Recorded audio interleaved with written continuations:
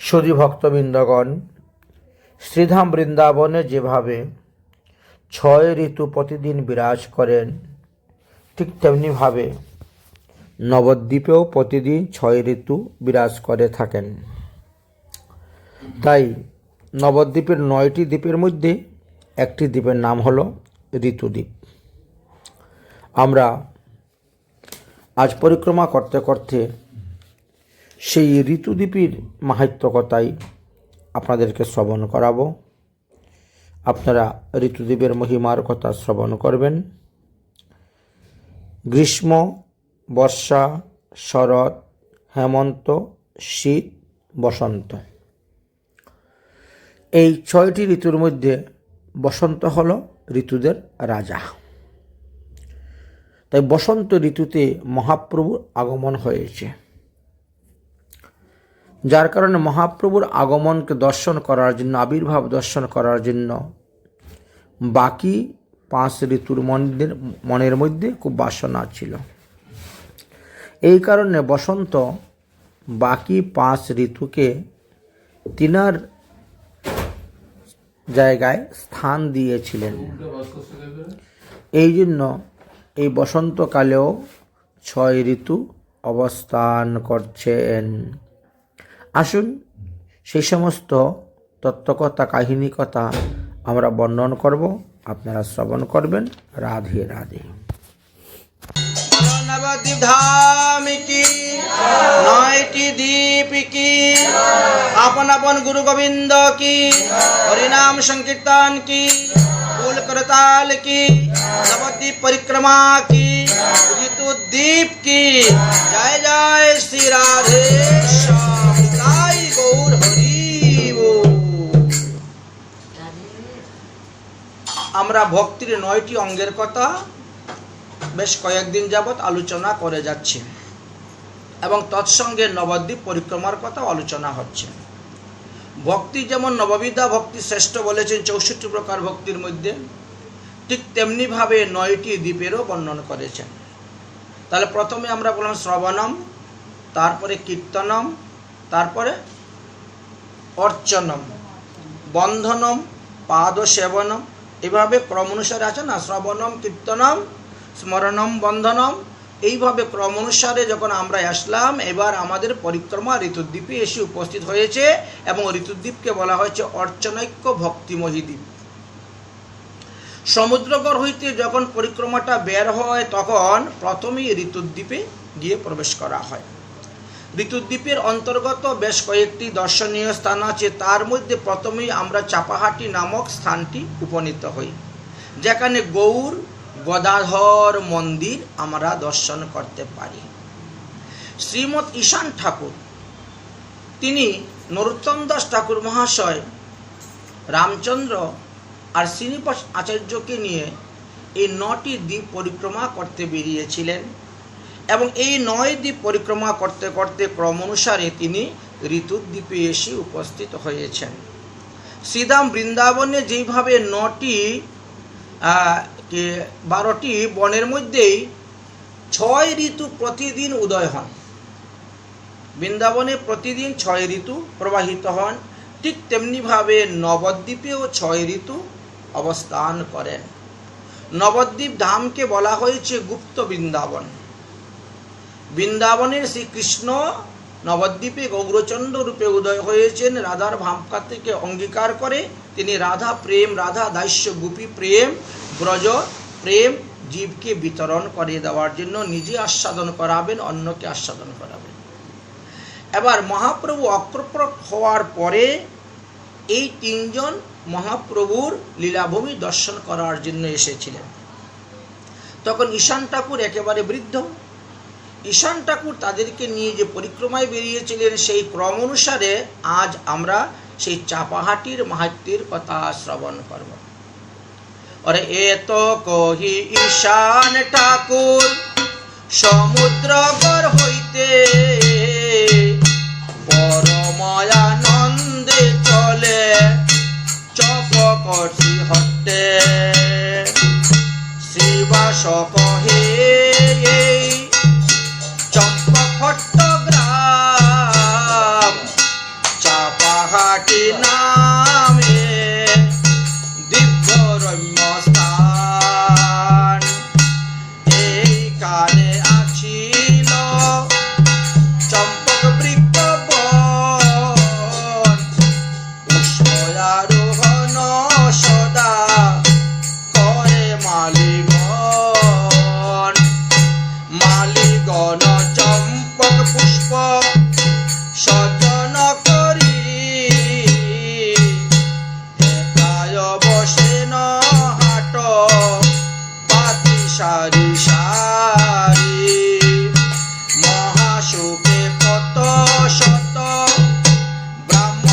সুজন কিনিয়া চম্পক পুষ্প করে দেব অর্চন। চাপা পুষ্প হাটে চাপা হাটি নাম হয়, হিতে সে বিশেষ কহি বিজ্ঞগণ কয়। একা ছিলা এক বৃদ্ধ বিপ্র বিদ্যবান, শ্রীকৃষ্ণে অনন্য ভক্তি সর্বংশে প্রধান। একদিন অনেক চম্পক পুষ্প লইয়া কৃষ্ণ পাদ পদ্ম পূজে হরষিত হইয়া। শ্যাম সুন্দর রূপ ধ্যেয় অন্তরে অন্তরে, দেখে গৌর রূপ সে শ্যাম কলে বরে। গৌর কান্তি চাপা পুষ্প পূজ্যের সমান, দেখিতে দেখিতে রূপ হইল অন্তর্ধান। গৌর অন্তর্ধানেতে বেকুল হিয়া, এক দৃষ্টে চম্পক পুষ্পে তাকে নচাইয়া। চম্পক পুষ্প পুঞ্জের রুচি নিরখিয়া, বেদাদি প্রমাণ পাঠে ও মরেতে গিয়া। কতক্ষণে হইয়া হির শাস্ত্র মত কয়, দেখেন বিপ্রসরে বশাস্ত্র বিচারিয়া হয়। যুগ মধ্যে এই যুগ ধন্য কলি হয়, এই কলি যুগে কৃষ্ণ হইবেন অবতার, ধরিবেন ভুবন মোহন রূপ পিতবার নাম। সংকীর্তন যজ্ঞে জনে পূজবে বিজ্ঞতারে, জগত বাসিবে প্রভুর লীলার পাতারে। শাস্ত্র বিচারিয়া পুনর কইল নির্ধারণ, নবদ্বীপে হবে যে প্রভুর আগমন। অবতীর্ণ হইতে বহু দিন আছে বাকি, না দেখিব সেই গৌর সুন্দর তনু। এত কহি অতি দীর্ঘ নিঃশ্বাস ছাড়িল, বুক মুখ ভাসে দুয় নয়নের জল। অত্যন্ত বেকুল ধৈর্য ধরিতে না পারে, প্রভুর ইচ্ছাতে নিদ্রা আকর্ষিল তারে। স্বপ্ন চলে দেখে প্রভু গৌর শ্রী হরি, চম্পক কুসুম সম অঙ্গের মাধুরী। চম্পক পুষ্পম সম অঙ্গের মাধুরী। শুভা দেখি বিপিরয়তি উল্লাসিত মন, করিল অনেক স্তুতি করিয়া চরণ। বিপ্র কৃপা করি প্রভু হইলা অন্তর্ধান, মূর্ছিত হইয়া বিপ্র ভূমে পরিধান। কতক্ষণে চেতন পাইয়া বিপ্রবর, অনুরাগে হইলেন উন্মাদ প্রাগর চম্পক পুষ্পের পতি কহে বেরি বেরি তুমি পুরাইলা মুরে প্রভু গৌর তরি চম্পক প্রসনা বাক্য ঘটা হট মতে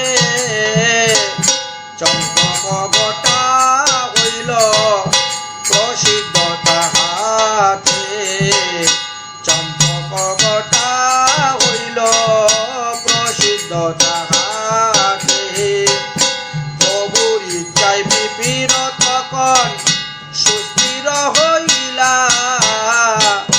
আজ্ঞা লইল তবে পুনর মন যে করিলা শুনি মহানন্দ বিপ্র প্রভু গুণ গায় সদা চিন্তে প্রভুরে দে জীবন দিয়ায় প্রভু প্রিয় বিপিরের শুনি যে দেখিয়া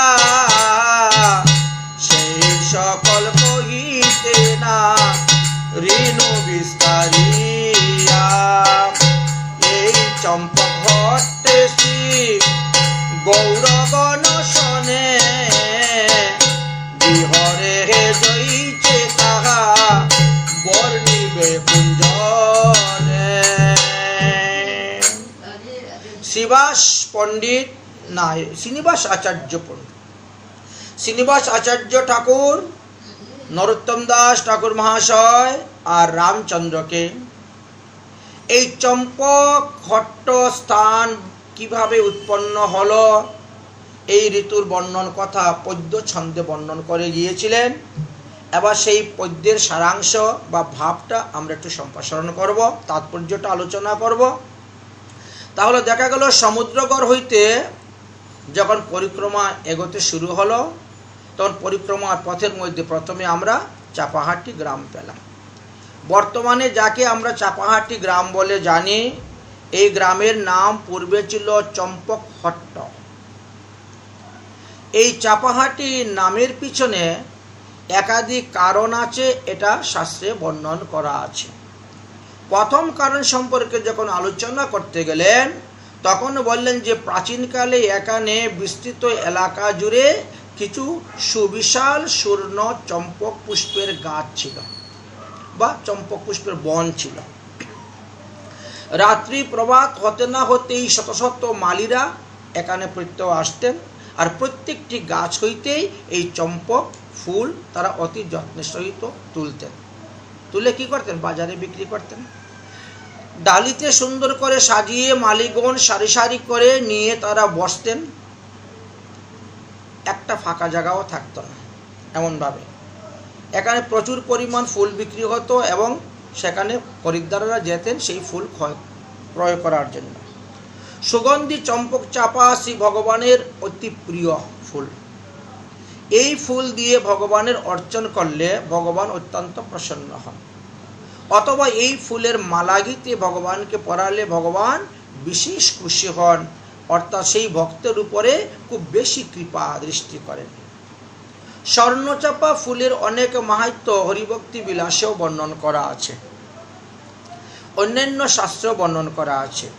তাই বিভিন্ন স্থান হইতে ভক্তগণ এই ফুলের হাটেতে আসতেন স্বর্ণচাপা ফুল কেনার জন্য, ভগবানের পূজা করার জন্য সবাই আসতেন। স্বর্ণচাপা ফুল ছাড়া অন্য কোনো ফুল এই হাটেতে পাওয়া যেত না, বিক্রি হতো না, বলেই এর নাম চম্পকহট্ট বা চাপাহাটি নামটি পড়েছিল। এটি হলো প্রথম কারণ। দ্বিতীয় কারণ আমরা দেখতে পাই যে এই গ্রামে অনেককাল আগে এক ব্রাহ্মণ বাস করিতেন। তিনি শাস্ত্রজ্ঞ ছিলেন, সদাচারী ছিলেন, প্রসাদভোজী ছিলেন, বিষ্ণুমন্ত্র দীক্ষিত ছিলেন। শ্রীকৃষ্ণের চরণে তিনি অনন্য ভক্তি উৎপন্ন হয়েছিল, তাই নিত্যই তিনি স্বর্ণ চাপা দিয়ে ইষ্টদেব শ্রী গোবিন্দর অর্চনা করতেন। একদিন কি হলো, স্বর্ণ চাপা ফুল শ্রী গোবিন্দজির উদ্দেশ্যে নিবেদন করে অপলক নয়নে তিনি গোবিন্দের দিকে তাকিয়ে আছেন।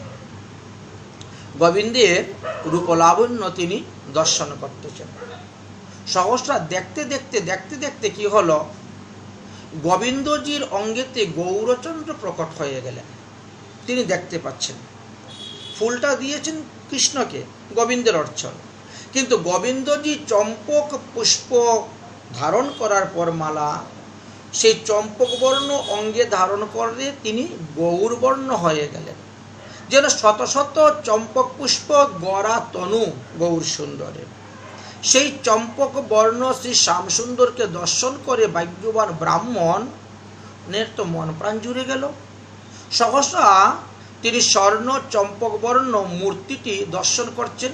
প্রণাম করতে করতেই হঠাৎ করে সেই মূর্তিটা অদর্শন হয়ে গেল। সেই গৌর মূর্তি তখন মহাপ্রভু অবতীর্ণ হন নাই, এর অনেক পূর্বের কথা। তো মহাপ্রভুর সেই বিগ্রহ যখন অদর্শন হয়ে গেল, তখন বিরহ বেড়ে গেল, কাতরতা বেড়ে গেল। ব্রাহ্মণ তখন চম্পক পুষ্পের পুঞ্জের পানে এক দৃষ্টিতে তাকিয়ে রইলেন, আর মনে মনে ভাবতে লাগলেন যে হে গোবিন্দদেব, আমি তোমাকে চম্পক বর্ণ তোমার চরণে অর্পণ করলাম, পুষ্প ফুলের মালা তোমাকে গলায় দিলাম, চম্পক বর্ণ নিয়ে তুমি কি এই কলিযুগে আবির্ভাব হবে? শাস্ত্রে কি তার ইঙ্গিত আছে? দেখি তো একটু শাস্ত্র ঘেটে। তাই তিনি পুরাণাদি শাস্ত্র বার করতে শুরু করলেন। পুরাণাদি শাস্ত্র ঘাটতে শুরু করলেন। দেখলেন যে বিভিন্ন পুরাণেই, অগ্নিপুরাণ বলেন, স্কন্দ পুরাণ বলেন, পদ্মপুরাণ বলেন, সব পুরাণেই কিছু কিছু লেখা আছে, কিন্তু স্পষ্টভাবে লেখা নয়। কারণ হলো গৌরাঙ্গ মহাপ্রভু প্রচ্ছন্ন অবতার, এই জন্য পরিষ্কারভাবে দেন নাই, লিখেন নাই। তারপরে তিনি চিন্তা করলেন যে তাহলে আমি শ্রীমদ্ ভাগবত মহাপুরাণটা দেখি, ওখানে স্পষ্টভাবে লেখা আছে, সেটা আমি দেখব। এইভাবে তিনি শ্রীমদ্ ভাগবত মহাপুরাণকে এবার দেখতে শুরু করলেন। দেখতে দেখতে দেখতে দেখতে তিনি শ্রীমদ্ ভাগবত মহাপুরাণে গিয়ে শ্লোকটা পেয়ে গেলেন। ভাগবত মহাপুরাণের একাদশ স্কন্ধে গিয়ে পঞ্চম অধ্যায়ের 32 নম্বর শ্লোকে গিয়ে তিনি পেয়ে গেলেন। সেখানে গিয়ে তিনি দেখলেন যে হ্যাঁ, লেখা আছে যে কলিযুগে ভগবান পীতবর্ণ রূপ ধারণ করে আসবেন, অর্থাৎ স্বর্ণবর্ণ রূপ ধারণ করে তিনি আসবেন। এই কথাটা কে বলেছিলেন? একাদশ স্কন্ধে আমরা দেখতে পারি শ্রী নিমি মহারাজ করভাজন ঋষিকে প্রশ্ন করেছিলেন।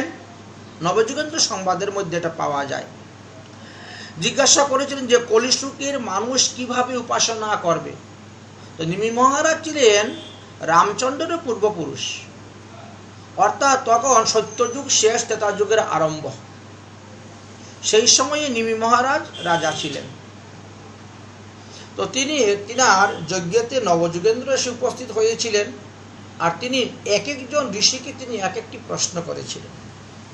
এইভাবে প্রশ্ন করতে করতে নবম ঋষি করভাজন ঋষিকে তিনি প্রশ্ন করলেন যে আমার এই সূর্যবংশ কলিযুগে শেষ পর্যন্তই থাকবে। তো এখন তো ত্রেতা যুগ, এক পাদ মাত্র অধর্ম, 3 পাদই ধর্ম, কিন্তু কলিযুগ যখন আসবে তখন বিপরীত হয়ে যাবে, 3 পাদ হয়ে যাবে অধর্ম আর 1 পাদ থাকবে ধর্ম। সেই সময়ে আমার সূর্যবংশের মানুষরা কিভাবে ভগবত উপাসনা করবেন, এই বিষয়ে যদি আপনার কিছু জানা থাকে তাহলে বলুন। কারণ মুনি ঋষিরা তো ত্রিকালদর্শী, তারা ভূত ভবিষ্যৎ বর্তমান সব বলে দিতে পারেন, ধ্যানের দ্বারা অবগত হয়ে যান সব। এই জন্যই তো তাদেরকে ঋষি মানে প্রত্যক্ষ দ্রষ্টা।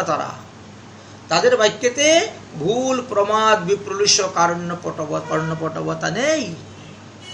এই 4টা দোষ আমার মধ্যে থাকতে পারে, কিন্তু ঋষিদের মধ্যে এই 4টি দোষ নেই। তখন সেই করভাজন নিমি মহারাজের প্রশ্নের উত্তরে দিলেন, কৃষ্ণ বর্ণ তৃষা কৃষ্ণ সঙ্গোপাঙ্গ পার্ষদ যজ্ঞের সংকীর্তন প্রায়ই যজন্তি সুমেধস কৃষ্ণ বর্ণং তৃষা কৃষ্ণম সঙ্গোপাঙ্গ পার্ষদ যজ্ঞের সংকীর্তন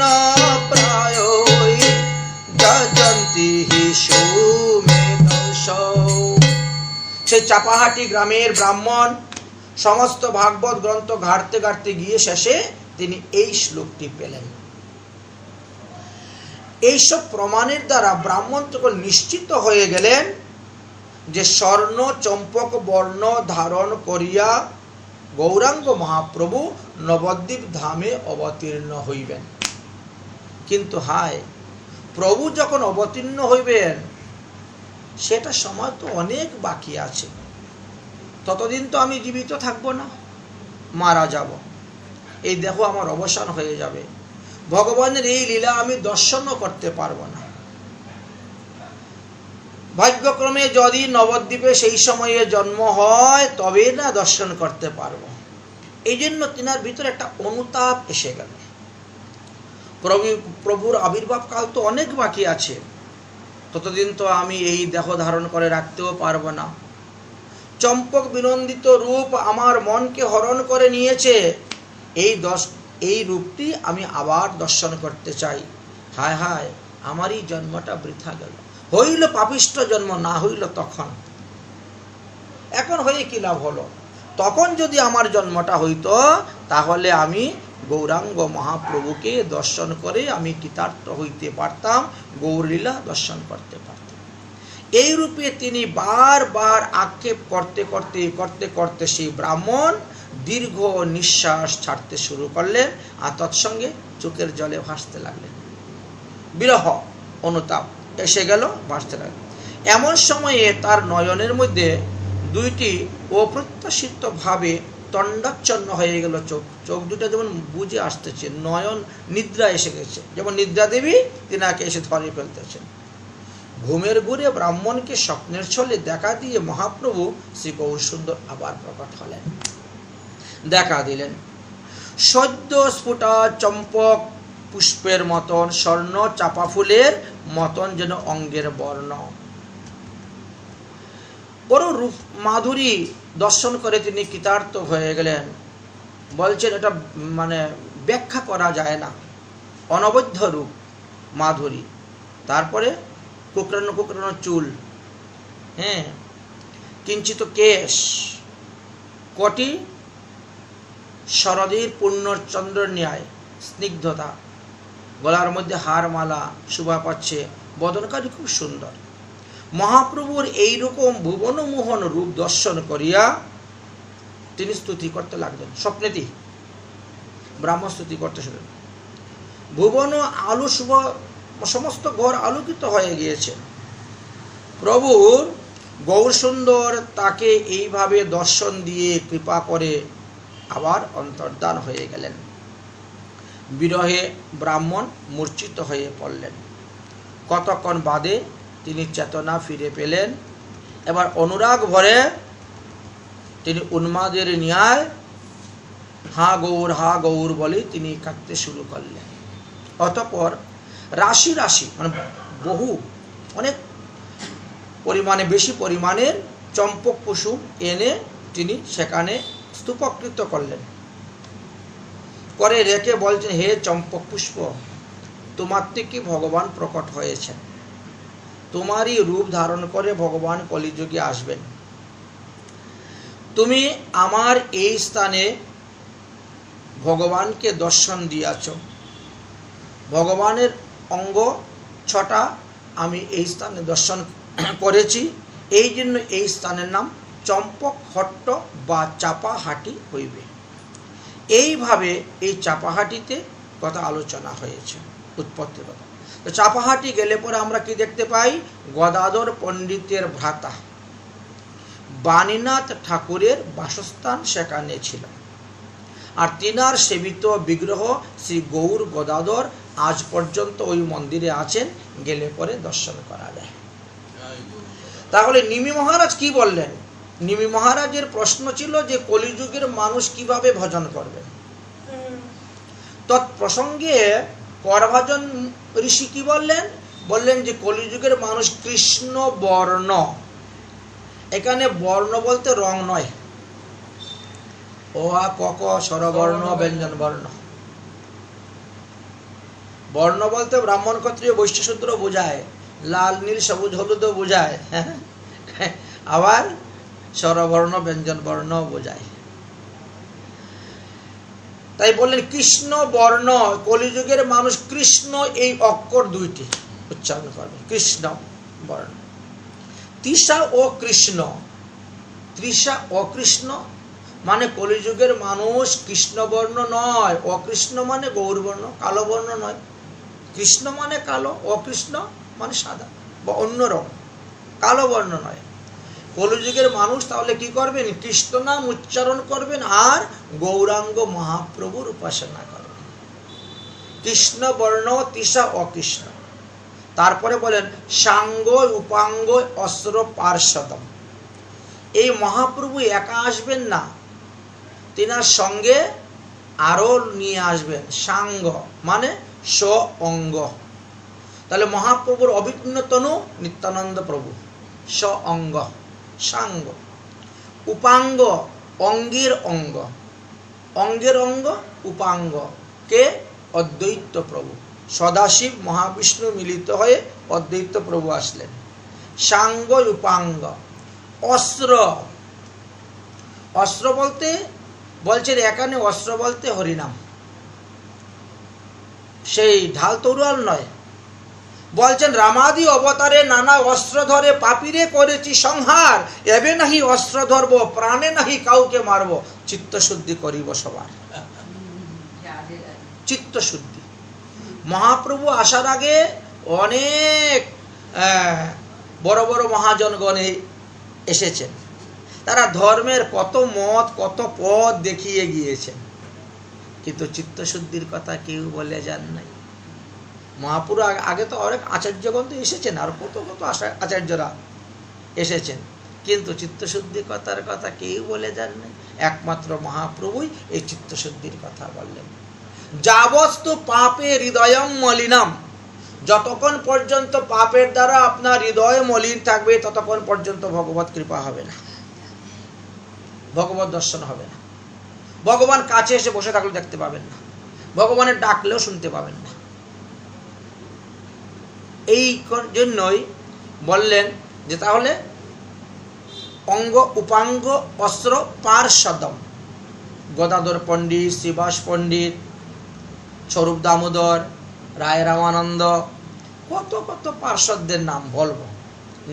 উপাঙ্গ অস্ত্র পার্শ্বদম, এই সবাইকে নিয়ে আসবে। সত্য তেতা দাপর, এই তিন যুগে ভগবানের লীলার সহায়ক রূপে যারা যারা এসেছিলেন তারা সবাই কলিযুগে এসেছেন, গৌর লীলার সহায়ক রূপে এসেছেন, আসবে। তারপরে কি বলে?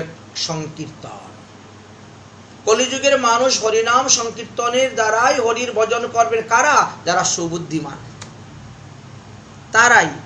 কলিযুগের সুবুদ্ধিমান মানুষ তো বড় কম, অল্প সুবুদ্ধিমান মানুষ। এই জন্য বললেন কৃষ্ণ বর্ণ, তৃষায় অকৃষ্ণ, সাঙ্গ উপাঙ্গ অস্ত্র পার্শ্বদম, যজ্ঞে সংকীর্তন প্রায়ই। সর্বত্র নয়, প্রায় মানে কচিত কচিত। যজ্ঞে সংকীর্তন প্রায়ই যজন্তিহি সুমেধসা, যারা সুবুদ্ধিমান মানুষ তারাই একমাত্র হরিনাম সংকীর্তন রূপে দ্বারা ভগবান শ্রীকৃষ্ণের আরাধনা করবেন। তাহলে কৃষ্ণ হলেন গৌরাঙ্গ মহাপ্রভু, বলরাম হলেন নিত্যানন্দ, মহাবিষ্ণু সদাশিব মিলিয়ে অদ্বৈত প্রভু, গদাধর হলেন রাধারানী, আর শ্রীবাস হলেন নারদ মুনি। এই তো, এই জন্য আমাদের মহাজনগণ বলছেন হরিনাম মধুর রস পিয়রে মনোয়া, এ সংসার সব ঝুটা। হরিনাম মধুর রস পিয়রে মনোয়া, এ সংসার সব ঝুটা। এ সংসার সব ঝুটা রে মনুয়া, এ সংসার সব ঝুটা। এ সংসার সব ঝুটা রে মনুয়া, এ সংসার সব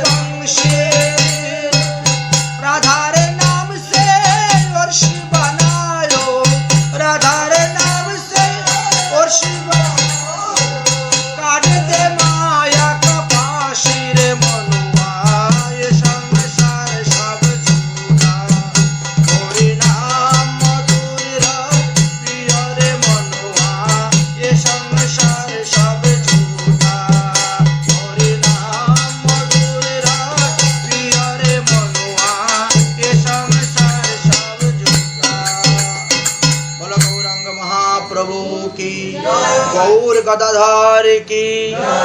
তাহলে চাপাহাটি গ্রামেতে আমরা গেলাম এবং সেখানে গিয়ে আমরা গৌর গদাধর দর্শন করলাম। সেটা কার বাড়ি ছিল? গদাধর পণ্ডিতের ছোট ভাই বাণীনাথের বাড়ি ছিল, তিনার বাসস্থান ছিল সেখানে। আচ্ছা, তাহলে এই যে চাপাহাটি যেখানে আছে তাকে বলা হয় ঋতুদ্বীপ। আসুন আমরা এখন ঋতুদ্বীপের মধ্যে প্রবেশ করি। অর্চনাক্য ভক্তিময় ঋতুদ্বীপ মহিমা, জয়ছে দেখাইলা প্রভুর প্রিয়গণ, তার নাহি সীমা। মহাপ্রভু এই ঋতুদ্বীপে যে লীলা করেছিলেন সেই কথাই ঈশান ঠাকুর এখন শ্রীনিবাস আচার্য নরোত্তম দাস ঠাকুর মহাশয়ের কাছে এখন বর্ণন করবেন। ওইছে দেখায় প্রভুর প্রিয় গণস্থান, চম্পক্ষট্ট গ্রাম হইতে চলিলেন ঈশান। এবার চলো আরো সামনে আমরা অগ্রসর হব। কিছু দূর যাওয়ার পরে বললেন, দেখো দেখো ওই যে দেখা যাচ্ছে এটা হলো রাতপুর গ্রামের নাম। রাতপুর গ্রামের নিকটে গিয়া কয়, দেখো ঋতুদ্বীপ পরম শুভাময়, পূর্বে বৃহৎ গ্রাম এবে গ্রাম নাম মাত্র। পূর্বে অনেক বড় ছিল গ্রামটা, এখন মাত্র ছোট্ট, মানে নামই শুধু আছে গ্রামটা। হেতা ছিল কৃষ্ণের অনেক প্রিয় পাত্র। মহাপ্রভুর পরিকরগণ সেখানে আবির্ভাব হয়েছিলেন, শ্রীকৃষ্ণের পরিকরগণ এখানে আবির্ভাব হয়েছিলেন। তাই জন্য হেতা ছিল কৃষ্ণের অনেক প্রিয় পাত্র। রাতপুর প্রবেশ পরম চমৎকার, এটা একটা প্রদেশের মতন বড় ছিল। রাতপুর প্রদেশ পরম চমৎকার, হেতা গৌরচণ্ডের অতি অদ্ভুত বিহার। ওহে শ্রীনিবাস ঋতু আখ্যায় যে মতে, তাহা কহি যে কহে প্রাচীন লোকেতে। এই ঋতুদ্বীপের মহিমার কথা আমি পূর্বে সাধুগুরু বৈষ্ণবের মুখ থেকে যেভাবে শ্রবণ করেছি, আমি তোমার নিকটে সেইভাবেই বর্ণন করব। এই 6 ঋতু বর্ষা শরৎ হেমন্ত, শিশির বসন্ত গ্রীষ্ম সবে মূর্তিমন্ত। কেহ কারুপতি কহে মধুর ভাষায়, হইব প্রকট কৃষ্ণচন্দ্র নদিয়ায়। 6 ঋতু একত্রে সেখানে উদয় হলেন, মূর্তিমান রূপ ধারণ করে একে অন্য বলা বলি করতেছেন মহাপ্রভু যে উদয় হবেন নদিয়াতে, কৃষ্ণচন্দ্র নদিয়ায় উদয় হবেন, মানে গৌরচন্দ্র রূপে। কেউ কহে করিবেন অদ্ভুত বিহার, তিলে তিলে মুসভা মুদ বাড়াবে সভাকার আমোদ, সকলের আনন্দ তিনি বৃদ্ধি করাবেন। কেউ কহেন ব্রজেন্দ্র নন্দন গৌর হরি, কতদিনে মুদ জন্মাইবে অবতরী। এই গৌরাঙ্গ মহাপ্রভু রূপে ভগবান শ্রী কৃষ্ণচন্দ্র কবে যে নবদ্বীপ অবতীর্ণ হইবেন তা তো বলা যাচ্ছে না। কেহ কহে কলির প্রথমেই অবতার, দাপর শেষ, কলির প্রথমেই তিনি অবতার নিবেন। শ্রী নারদ মুনি কইল সর্বত্র প্রচার। দেবশ্রী নারদ এই কথা সমস্ত ব্রহ্মাণ্ডেতে প্রচার করেছিলেন। কেহ কহিন কহ অবতারের সময়, কেহ কহিন বসন্তের ভাগ্য অতিশয়। দেবশ্রী নারদের কথা অনুসারে বোঝা গেল যে কৃষ্ণচন্দ্র গৌরচন্দ্র রূপে যখন আসবেন তখন থাকবেন বসন্তকাল। তাই অন্যান্য ঋতুগণ বলছেন, ভাই বসন্ত তোমার কি ভাগ্য, তুমি মহাপ্রভুর জন্মলীলাটা দর্শন করতে পারবে। আমরা তো তখন দর্শন করতে পারবো না, কারণ আমরা তখন আসতেই তো পারবো না, তো দর্শন করব কেমন করে। কেহ কহে বসন্তের ভাগ্য অতিশয়, তোমার মতো ভাগ্যবান কেহ নয়। হইয়া বসন্ত ঋতু হর্ষ অনিবার, আপনে প্রশংসে ভাগ্য আপনার। ঋতুরাজ বসন্ত সহিত ঋতুগণ, প্রভু অবতীর্ণ চিন্তা করেন অনুক্ষণ। সমস্ত ঋতুগণের রাজা হলেন বসন্ত ঋতু। রাজার কর্তব্য কি? প্রজাকে আনন্দ দেওয়া, প্রজার দুঃখ কষ্ট দূর করা। তো বাকি 5 ঋতু যখন তিনার কাছে মনের দুঃখ প্রকাশ করে বলছে আমাদের ভাগ্য হলো না দেখাটা, তুমি দেখবে, রাজার কর্তব্য হলো তাদেরকে আশ্রয় দিয়ে তোমরাও দর্শন করো। এই জন্য এইটাই হলো রাজার কর্তব্য। ঋতুগণ বহু অবিলাস আধার, ঋতুগণের অবিলাস বাড়তেছে। ঋতুরাজ বসন্ত সহিত ঋতুগণ, প্রভুর অবতীর্ণ চিন্তা করেন অনুক্ষণ। ঋতুগণের বহু অবিলাস আরাধয়, সেই হেতু ঋতুদ্বীপ নাম পূর্ব হইতেই হয়। এই কারণে এখানে ঋতুদ্বীপ মানে 6 ঋতুকে তখন বসন্ত কাছে থাকো, সবাই আমার কাছে থেকেই তোমরা দর্শন করো। বসন্তাদি ঋতু 6 প্রভুর বিলাস, এবে কি কহিব, আগে হইবেন তার প্রকাশ। এই স্থান দর্শনে সর্ব পাপ দূরে যায়, দেখিলে প্রভুর লীলা জন্ম নদিয়ায়। মহাপ্রভুর জন্মস্থান নদিয়া এবং 9টি দ্বীপ পরিক্রমা করলে মানুষ সমস্ত পাপ থেকে মুক্ত হয়। এবার আমরা এই পদ্যের সারাংশ আলোচনা করি। তারা চাপাহাটি হইতে ক্রমে ক্রমে পরিক্রমা সামনে এগোচ্ছে। এগোতে এগোতে গিয়ে ঋতুদ্বীপে গিয়ে উপস্থিত হলেন। পরবর্তীতে যার নাম আমরা দেখতে পাই রাতপুর বা রাতুপুর নাম ছিল। কেউ বা রাতপুর বলেন, কেউ রাতুপুর বলে থাকেন। লীলা পুরুষোত্তম ভগবান শ্রীকৃষ্ণচন্দ্রকে স্মরণ করে বনের ব্রজে যেমন শ্রীধাম বৃন্দাবনে 6 ঋতু একত্র অবস্থান করেন, শ্রীকৃষ্ণের সেবা করেন, সেই ভাবটি এখন তাদের উদয় হইল। তাই ব্রজবনের 6 ঋতু শ্রীকৃষ্ণ সেবা হইতে বঞ্চিত হলেন, কৃষ্ণ নিত্যধামে চলে গেলেন। এখন তারা কার সেবা করবেন? প্রিয় প্রভু আবার কোথায় অবতীর্ণ হইবেন তা তো কেউ জানি না, কখন অবতীর্ণ হইবেন সেটাও কেউ জানি না। তাই বহুকাল ধরে তারা ঘুরছেন, অনুসন্ধান করতেছেন।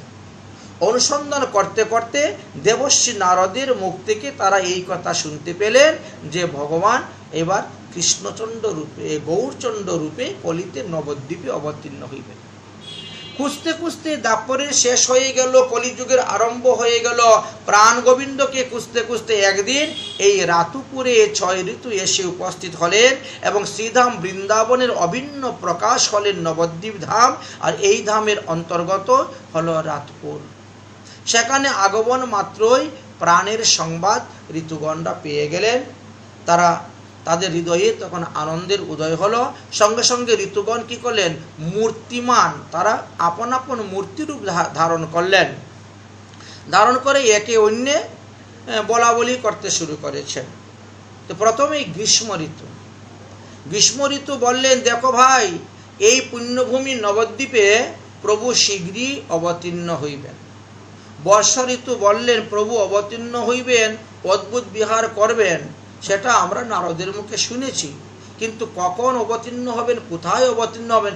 নবদ্বীপ বলতে তো 9টা দ্বীপ, 9টা দ্বীপের সমাহার, সমষ্টি। শরৎ ঋতু বলছেন তিনি আসবেন আনন্দ লীলাময় বিগ্রহ রূপে, এবং আমি শুনেছি তিনি গঙ্গার তটে আবির্ভাব হবেন। আচ্ছা, গঙ্গা তো চতুর্দিকেই বইতেছে, তখন বহু ধারা নিয়ে প্রবাহিত হচ্ছেন গঙ্গা। আবির্ভাব তো হইবেন, তারপর তিনি কি করবেন না, জগতের সব দুঃখ কষ্ট নাশ করে তাদেরকে হরিনাম সংকীর্তনের আনন্দ বাড়াইবেন। ভগবান সচিদানন্দ তো, তাই তিনি সবাইকে আনন্দ দিবেন। শীত ঋতু বলছেন নারদমুনি যে কথা বলেছেন এ কথা তো ঠিকই আছে, কলিযুগের প্রথম সন্ধ্যাতে তিনি অবতীর্ণ হইবেন, এই কথা আমরা নারদের মুখ থেকে শুনতে পেয়েছি। বসন্ত ঋতু এই কথা শুনে বললেন, ভাই তোমরা যে যাই বলো না কেন, আমার ঋতুতেই ভগবানের আগমন হইবে। হ্যাঁ, তোমরা বলো দেখি কোন ঋতুতে তিনি আগমন হইবে। শীত ঋতু বললেন, ভাই বসন্ত ঋতু তুমি মহাভাগ্যবান, তোমার অবস্থান কালে ফাল্গুনের ফাগুয়া রং অঙ্গের মধ্যে মেখে আসবে রসরাজ শ্রী গৌর হরি, আর তার আগমনে তোমার এই ঋতুরাজ নামটা সার্থক হবে। তবে মহাপ্রভুর সেবা থেকে আমাদেরকে বঞ্চিত করিও না। প্রভুর মহা আবির্ভাব লীলা আমরা যেন দর্শন করে ধন্য হতে পারি, অতএব হে বসন্ত ঋতু তুমি আমাদেরকে স্থান দাও তোমার মধ্যে থাকার জন্য। বসন্ত ঋতু আনন্দে আর ধরে না, নিজের সৌভাগ্যের কথা জেনে সত্যি সত্যি নিজেকে ভাগ্যবান মনে করতে লাগলেন। বসন্ত ঋতুর সঙ্গে আর যত ঋতুগণ ছিলেন সবাই এই রাতপুর গ্রামেতে মহাপ্রভুর আগমনের জন্য তারা অপেক্ষা করতে লাগলেন। শুধু অপেক্ষা নয়, বসে আরাধনা, সকলে একসঙ্গে মিলিত হয়েই মহাপ্রভুর আরাধনা করতে লাগলেন, যাতে প্রভু তাড়াতাড়ি এসে অবতীর্ণ হন।